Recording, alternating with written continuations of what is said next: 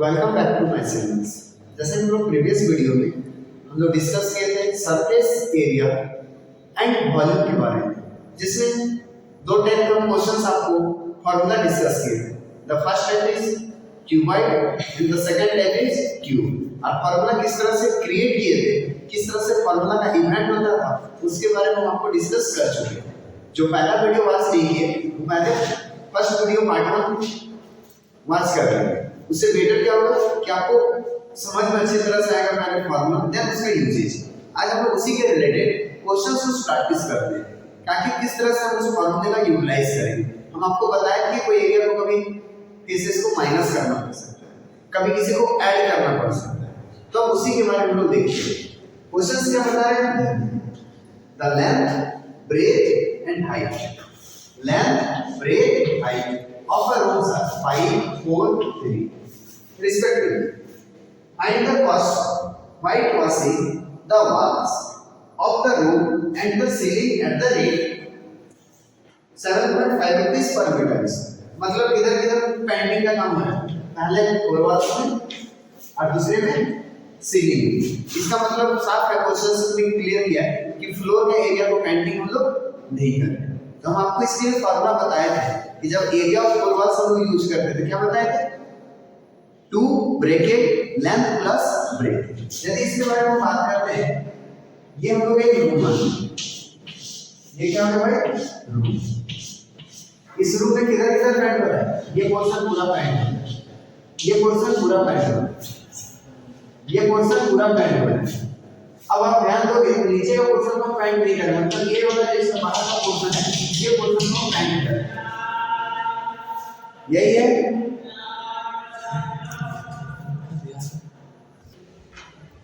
तो क्या होगा, ये जो नीचे का एरिया फ्लोर का है इस एरिया को हम लोग माइनस करेंगे। तो सबसे पहला क्वेश्चन पे ध्यान देते हैं, क्या क्या गिवन है?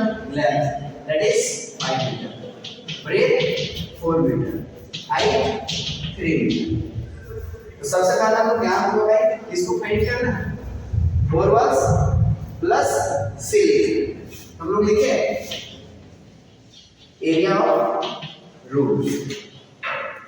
एरिया ऑफ रूम में क्या, इसको पेंट करना है। सबसे पहला four walls, directly area of four walls plus area of ceiling plus area of ceiling, that is area of four walls 2 bracket length plus breadth multiply height plus ceiling भी क्या है, नीचे का फ्लोर है जैसे मतलब LB।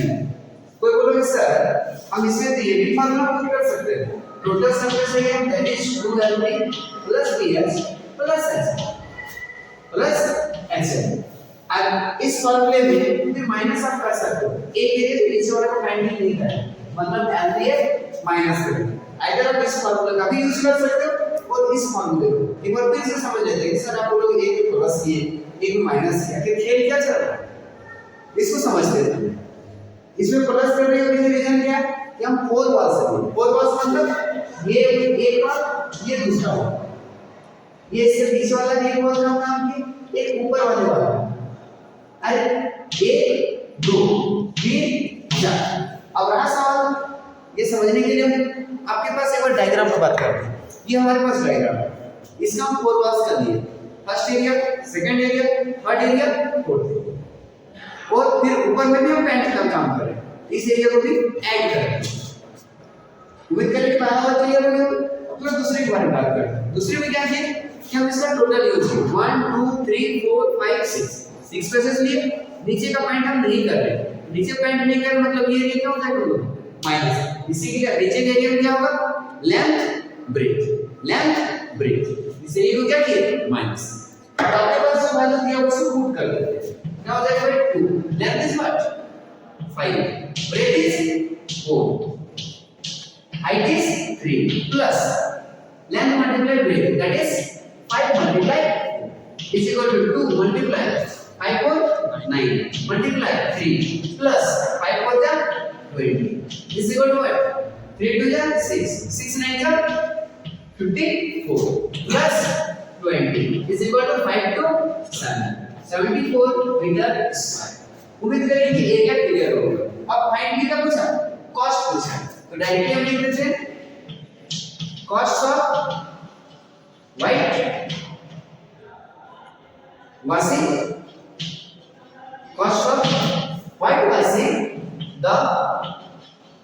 walls of the room and ceiling. Room and ceiling क्या हो जाएगा भाई?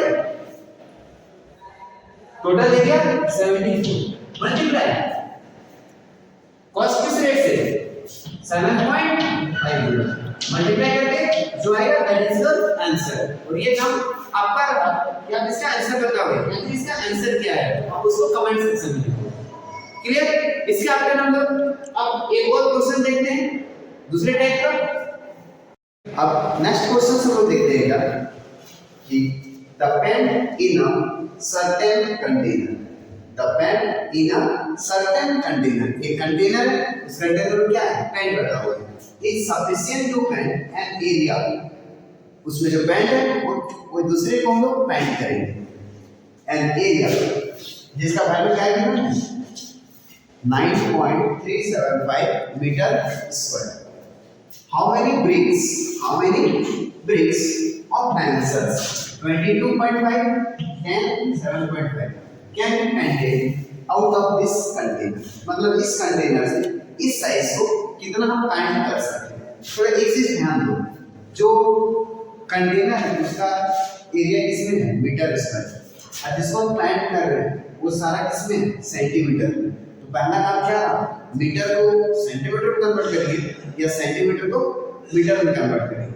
तो हम क्या करते हैं कि मीटर जो दिया उसको हम सेंटीमीटर में ला रहे हैं। तो सबसे पहले आप लोग क्या लिख सकते हैं भाई कि total surface area of the container.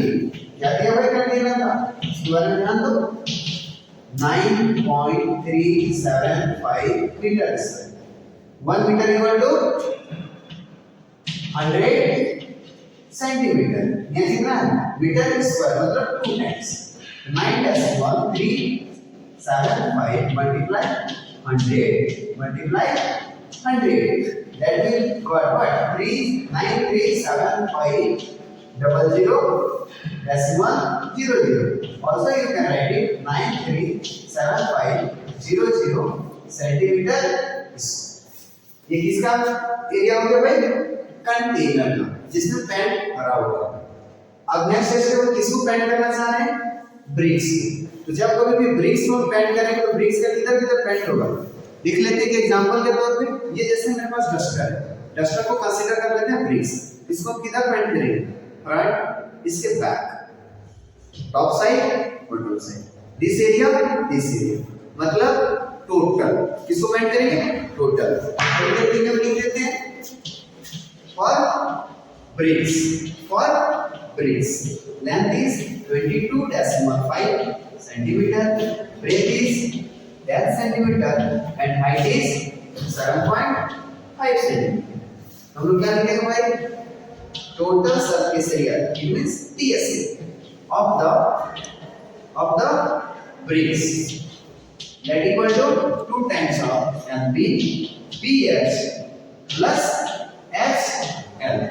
क्या होगा भाई प्रतीक लेते हैं 2 22.5 मल्टीप्लाई b क्या है 10 प्लस 10 मल्टीप्लाई s कितना है 7.5 plus h is what 7.5 multiply l is 22.5।